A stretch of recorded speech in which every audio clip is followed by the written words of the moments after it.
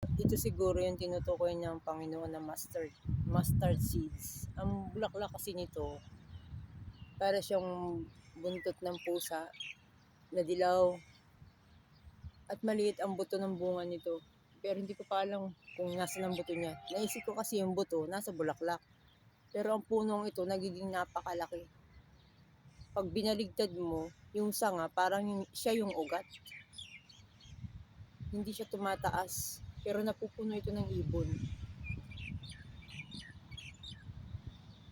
O diba? Kamangha-mangha, ang ganda ng puno. Ayan. Yan yung puno na yan.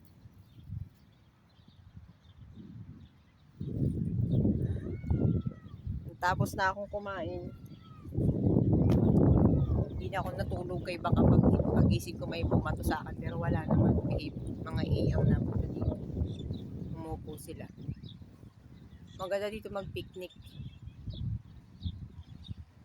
Pero the best pa rin doon sa dagat. Sa dagat ng Astud. Nag-iba ng kulay ko, umitim na ako. Yung balat ko, kulay brown na. Pero masarap ang pakiramdam ng disikata ng araw.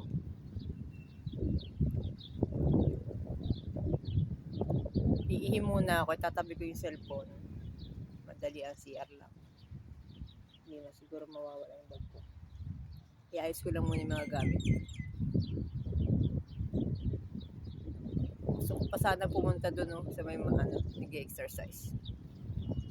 Sige, pagka CR ko, diretso ako doon.